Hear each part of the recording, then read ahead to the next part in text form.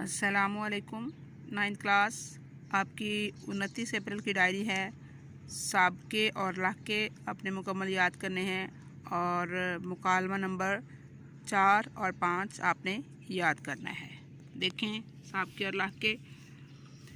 9th class एक हुरफ या उसके चंद हुरूफ का मजमुआ जो किसी बामानी लफ्ज़ के शुरू में लगाया जाए। शुरू में कोई लफ्ज़ जो है उसका इजाफ़ा किया जाए तो वो क्या होगा? साबका।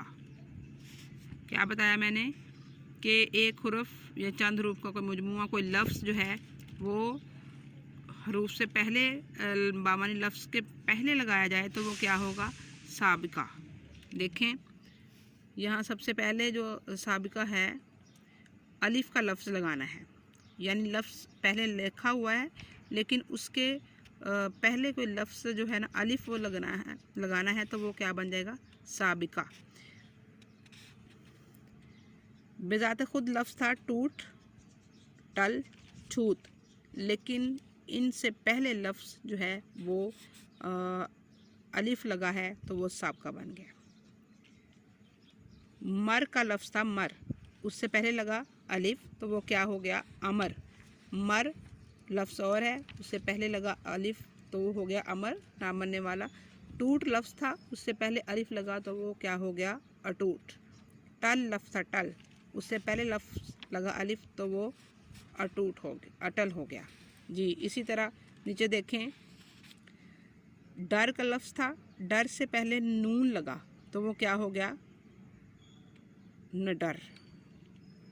इसी तरह जो निकम्मा था, कमा लफ्ज़ से पहले नून लगा निकम्मा बन गया। सारे लफ्ज़ इसी तरह हैं, उनसे पहले जो लफ्ज़ लगेंगे। ये 9th क्लास आपके जब पेपर्स होंगे, आपका जो फर्स्ट टर्म के पेपर्स होंगे या बोर्ड में जब आपके पेपर होने हैं तो उसमें भी ये लफ्ज़ आपको जो आपका ये आपको सवाल आएगा साबके और लहके का तो उसमें भी इसी तरह एक लफ्ज़ दिया गया होगा। अगर आपको सवाल मिसाल के तौर पे आ जाता है कि आपको पढ़ लफ्ज़ लिखा हुआ है और मोल लिखा हुआ है तो आपको कहा जाता है कि आप इनके जो हैं वो साबके बनाएं, साबके लगाएं। तो पढ़ से आपने पहले अनपढ़ जो है वो लगाना है, अन लगाना है, और मोल से अनमोल। इसी तरह देखें अहल है, अहले बैत, अहले वतन, अहले किताब। आपको ये एक लफ्ज़ दे देंगे, वो ये जो बाहर लिखे हुए हैं साबके उनके आगे आपने लफ्ज़ बनाने हैं। अन आपको लफ्ज़ दिया जाएगा तो आप उससे आपने 4, अगर वो कह रहे हैं आपके पेपर में सवाल है कि 4 साबके बनाएं तो आप क्या बनाएंगे? अनपढ़।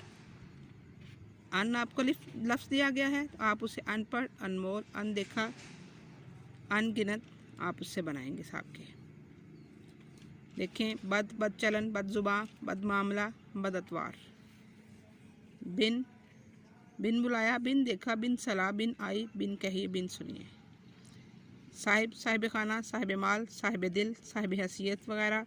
और ये देखें नेक, नेक दिल, नेक चलन, नेक अंदेश, नेक नीयत, नेक नाम, और ये सारे इसी तरह हैं। और लाहका जो है, लाहके को जो लफ्ज़ बामानी लफ्ज़ के बाद में जो लफ्ज़ लगाया जाता है वो क्या कहलाते हैं? लाहके। ठीक है, देखें आपको एक लफ्ज़ दिया जाता है अंदेश, तो क्लास पेपर में आपका सवाल आता है कि आपने इसके लाहके जो हैं 5 लाहके आपने लिखने हैं। तो आप लिखेंगे उसके अंदेश आपको दिया जाता है तो आप उसके लाहके लिखेंगे दूर अंदेश, कोहता अंदेश, आकबत अंदेश, खैर अंदेश। देखें अंगेज़, वलवला अंगेज़, हैरत अंगेज़, गम अंगेज़, रिक्कत अंगेज़ वगैरह।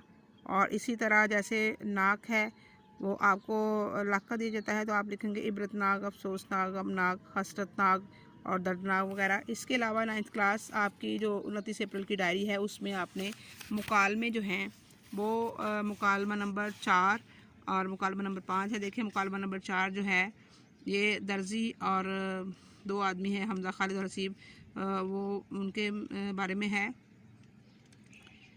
9th क्लास सबसे पहले तो जो ये बात याद रखें कि जो आपने मुकालमा लिखना है उसका आपने लिखने से पहले आपने सबसे पहले जो बात लिखनी है वो उसके शुरुआत जो है ना वो ज़रूर लिखेंगे। जैसे सबसे पहले जो शुरुआत हुई है, हमज़ा खालिद और हसीब खालिद दोनों भाई दर्जी खाने में दाखिल होते हैं।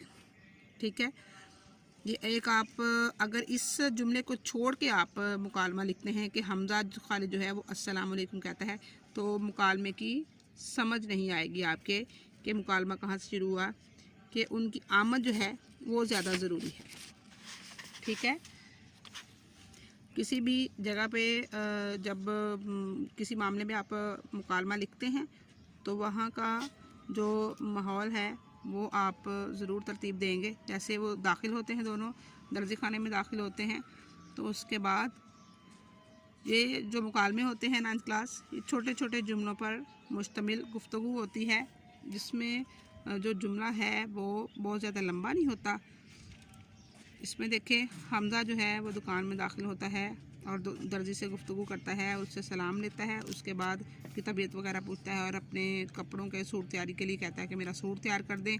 कितना कपड़ा दरकार होगा तो उनको उसकी कपड़े की पैमाइश बताते हैं। उसके बाद उनसे पूछते हैं कि कब तक तैयार हो जाएगा, तो वो उनको टाइम बता देते हैं कब तक ये तैयार हो जाएगा। तो जो हमज़ा खालिद वगैरह हैं वो उनको टाइम के बारे में बताते हैं कि आप ये जिस दिन का हमें कह रहे हैं उसी दिन को वापस हमें दे दीजिएगा, पैरों के फेर में ना रखिएगा। पैरों के फेर जो है ये मुहावरा है, मुकालमे में इस्तेमाल हुआ है।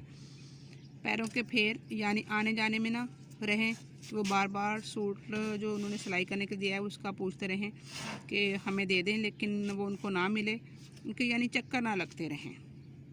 इस मुकालमे में एक तो उनको ये बताया जा रहा है कि जिस टाइम पे उन्होंने कहा है उस टाइम पे उनको वापस सूट जो है वो सिलाई वाला वापस मिल जाए, और जो वादा किया है उसी पे मिले।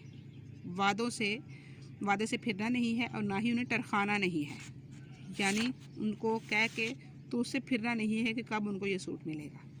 उससे अगले वाला जो है वो 9th क्लास तारीख़ पाकिस्तान के बारे में है। ये पाकिस्तान के बारे में मालूमात है। इसमें सारी जो तारीख़ के उस्ताद हैं वो क्लास में दाखिल होते हैं।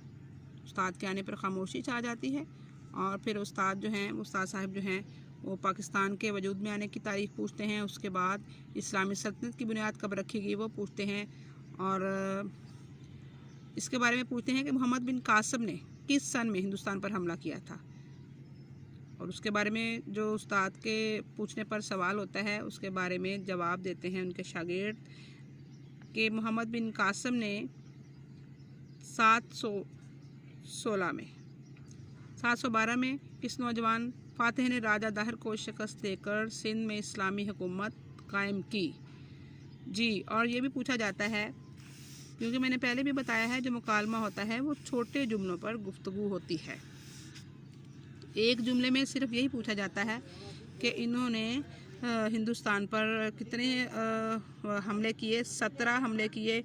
ये सारा जो है ये मूलिया ख़ानदान के बारे में भी सारा उनको बताया जाता है, और फिर पाकिस्तान के बनने के बारे में भी बताया जाता है कि बहादुर शाह ज़फ़र की जो हुकूमत है वो कब ख़त्म हुई और अंग्रेज़ हुकूमत के जो अंग्रेज़ हैं हिंदुस्तान के हाकिम बन गए, पाकिस्तान किस तरह वक़ूफ़ पज़ीर हुआ।